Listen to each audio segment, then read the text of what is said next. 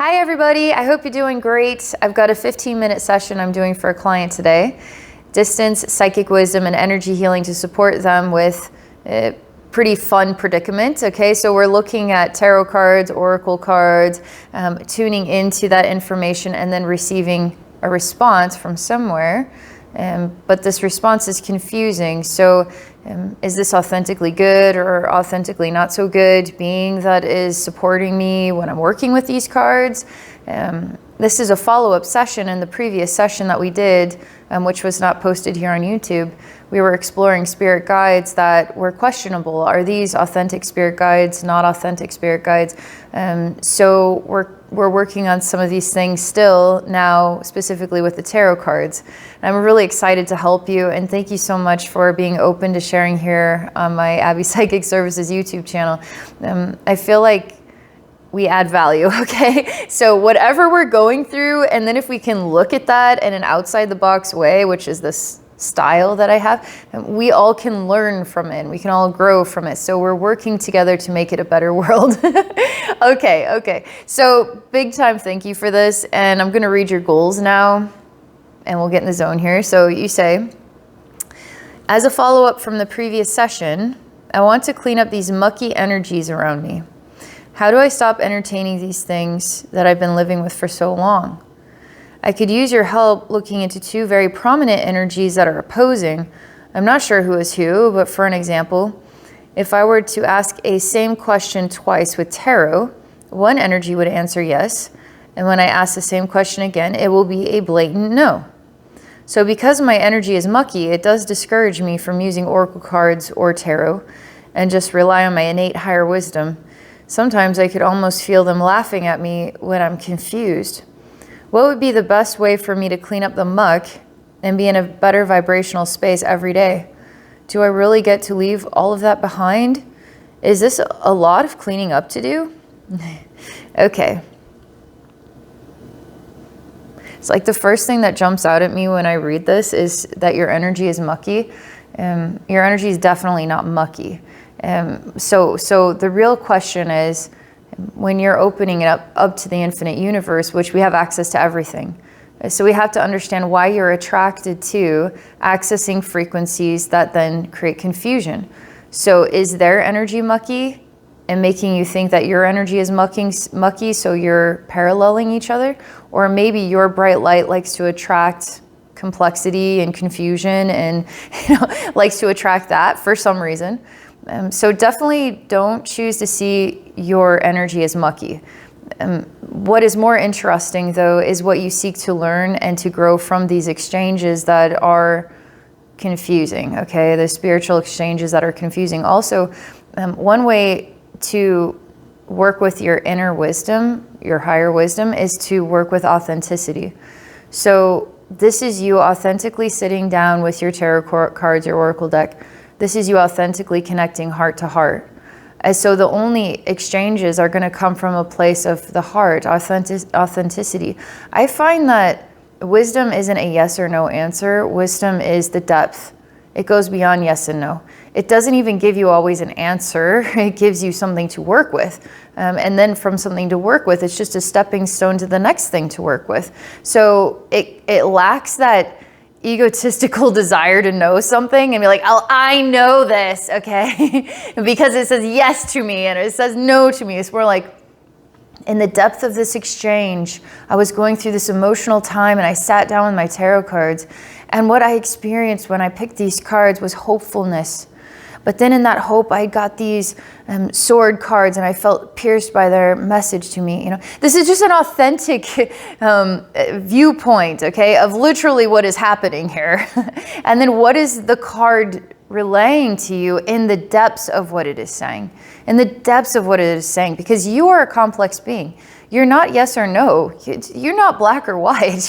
You're a complex being. You're an infinite being. So you're infinite answers. So everything that is yes is everything that is no. So yes, it's like, yes, I'm happy today. And yes, I am also sad today. And yes, I am hopeful today. And yes, I also feel hopeless today. So it's kind of like life is everything at once. We just either tune into, I'm just going to tune into the happy stuff, because if I tune into the sad stuff, it's going to take me there. And that's not going to help me.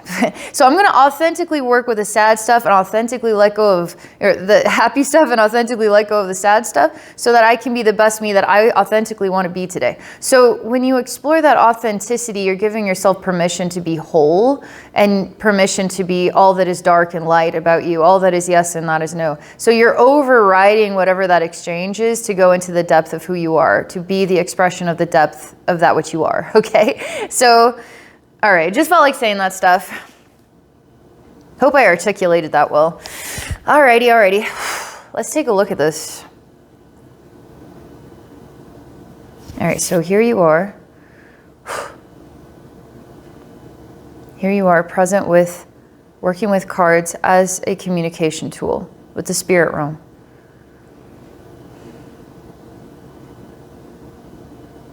Man, I feel this ache in the pit of my stomach. I feel this loathing sensation, like I'm gonna just get messed with. I don't want to get messed with.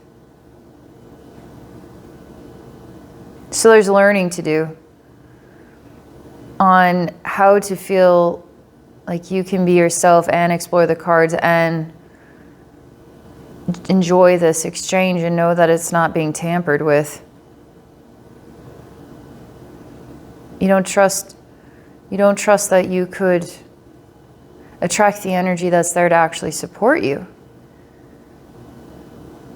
You're going to attract energy that's going to mess you up, like it's going to confuse you.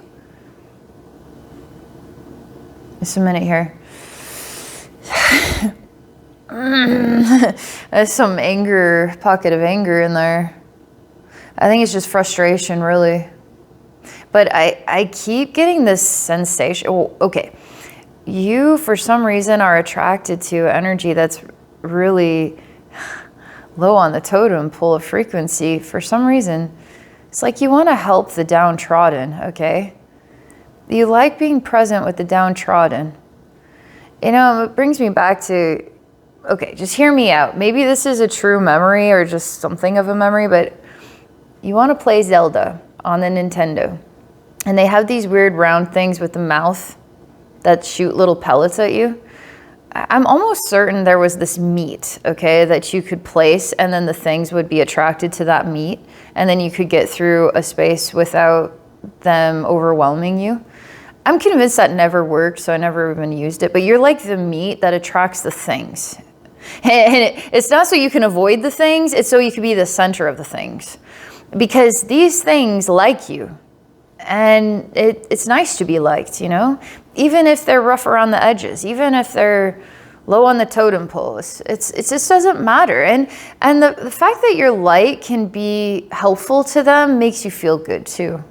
So yes, it's not that you're mucky, but you are vibrationally attracted to a muckier environment because it makes you feel nice to be able to share your light with those who really need it, but it's not helping them grow and it's not helping you grow, okay? But it is pleasant, all right? It's nice.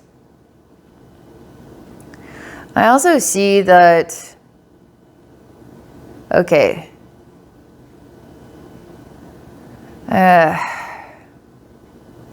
There's other beings that notice you that find you pretty delicious, like that meat to the weird monsters.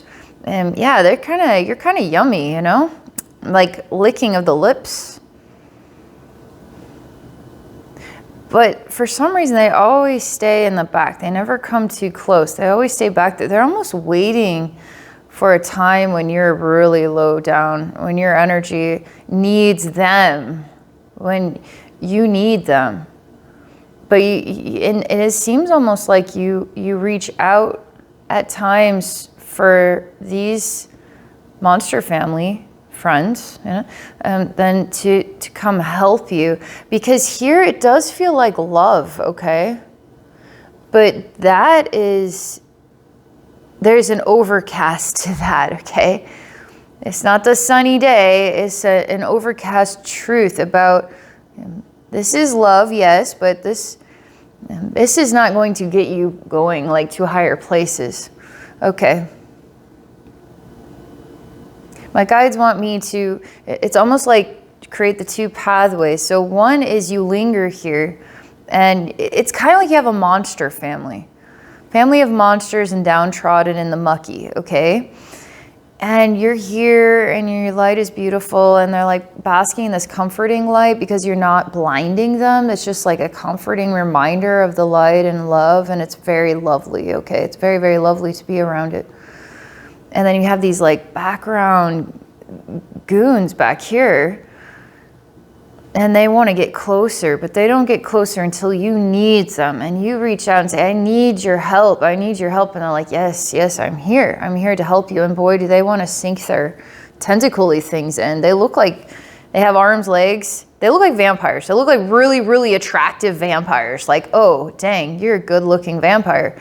You know, but really, they have tentacles throughout their whole body is made out of tentacles. They're like basically made out of spaghetti. And they're these hoses, and they just want to like hose into you like 10,000 times over, suck it all in, okay? They're energy vampires, but you kind of like hanging out with them. I'm just saying, that's what I'm walking into here, okay? Your energy isn't mucky though. Remember that, all right? So what do you hope to get out of this? You need to feel like you're valued, by beings that don't do this to you, that don't do this. I don't know, it's almost like they need you. But if you were to be in a heaven space, nobody needs you, okay? Nobody needs you in the light because nobody needs anybody in the light, okay? We just have each other, but we don't need each other.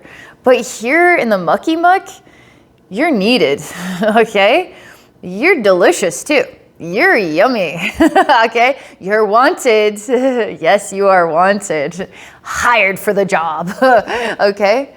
So let's see. I want to get back to, so I'm doing the energy work here because I'm talking to you. You're going to consciously be aware, but I'm in your energy field, so you're digesting this with me in here. And this is going to help you get to your goal where you're starting to learn how to adapt to a different frequency pattern, okay? Which is going to give you the confidence to do the cards you want to do. And it's your experience. It's not your shared experience with whoever's here. It's your experience for you, okay? It's your authentic experience with your authentic self, okay? It's not easy to get you to leave this place. So I need to understand, why do you want to stay here? Now that I presented the predicament here, I need to understand, why do you want to stay here? What do you need to accomplish here?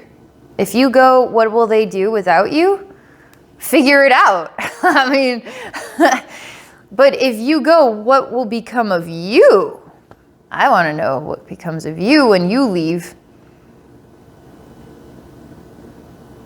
All right, my guys. Okay, so yes, that was right. We were on the pathway. We were going to give into this space and then show you what it looks like. Okay, so we're letting you give in to these really attractive vampires that become spaghetti hoses that suck the living infinite light out of you. Okay, so you're just like chewed up bubblegum.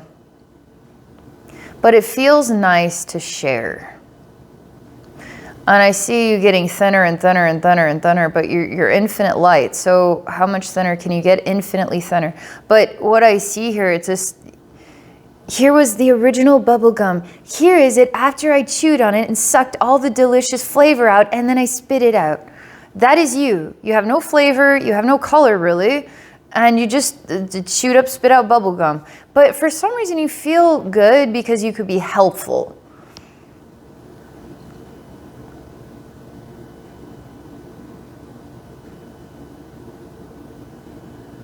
Okay. They don't need you once they've gotten their fill. Only when they start to run dry do they need you. And you like being needed. I can imagine you've been doing this for a long time. This might be really familiar behavior. You might have ups and downs. I'm trying to translate what this would be like in day-to-day life as a human being. Maybe you have like pretty intense low points, but you're just kind of sharing it energetically, but they're taking all this I don't know if it would make you feel better though. I don't see any of this actually making you feel truly alive in who you are. But it would definitely give you some entertainment. I mean, there'd always be some energetic drama going on here. All right, my guides are saying enough with this one. We're going to look at another path where you just leave this frequency. And it is you now that is the monster entering into the light. That must be why you would describe yourself as mucky. But it's very embarrassing for your soul to do this. It's like, I don't know, I guess what comes to mind is like getting caught with your pants down. I don't know, the dream where you're naked giving a speech and everybody's watching you or something. It just feels like, hi everybody. Sorry. You're just kind of coming up these stairs really, really embarrassed. And interestingly enough, your energy says nobody's gonna, it's like nobody's gonna be warmth for you. There's no warmth for you. There's nobody gonna reach their hand out with some kind of compassion and say, my God, what has happened to you? Thank you so much for coming here. You translate it as there's not gonna be any welcome, welcome party for you. You're just gonna go up there and be alone. It translates like that. And I start to see these vampires are watching you going up these stairs and turning your back on them. And they're reaching some of these hands, which are tentacles, out like, we love you here. We need you here. Why are you leaving your family? Why are you leaving us? They actually feel genuinely sad, okay? They're genuinely wanting you to come home, okay, where you belong with them. But no, that was a manipulation. And now the new manipulation is that you're not wanted or welcome in this space of light. But that's only you adapting to the frequency that is become like forgotten. You just forgot about it, okay? So I'm going to see time pass, and you're going to have to hold steady with this. This might be a bit of a, like maybe there's an addiction developed here with this energy. And now when you're actually deprived of the energy that you're depriving, at the same time, you're entering into a space of something new. You have more self-worth in this space. You are gaining more of your true essence in this space. So you are gaining yourself in the space, which should be unfamiliar. And so how do you become addicted to that? It just seems so lonely. It seems so just you, and empty, But in this frequency, there's so much love here, as there is in all frequencies. It's just, if you're tuning into the muck, you're not going to be aware of all the love that is actually way up here. It's like, all right, you'll hear this, and I think it's great advice. So you have someone that is kind of low on the totem pole going through something, and they're wanting to bring you down to their level, right? Because you know that trying to bring them up to your level, they're going to resist that. Might be better just go down to their level and meet them at that emotional place. But it's not. It's not a good idea to do that, because you are reducing yourself to be at the same frequency as that person. So if you've reached the top of the mountain, you welcome people up to the top of the mountain with you. You don't go down and then try to work your way back up the mountain with them. That's not the right approach. But it's going to feel like you could be more helpful by getting into their wounded place, which is just going to pull you into a wounded place too. It's a vulnerable thing to do, and it's okay. You can always do that, but you're adapting to going up the mountain now and leaving all this behind. Time to go up the mountain. It's cold, it's lonely, it's full of fog. It feels like there's nothing here. I'm just going to stick with this here for just another minute, because I want to come full circle on this. So energetically, we're already shifting you from one-dimensional reality into another. And so your identity is at the top of the mountain now with the wisest of them, right? Inhaling and exhaling the fresh air, even if it seems kind of foggy right now, it won't for the long run. You're just acclimating to how clear and how sunny and how vibrant and beautiful it is here.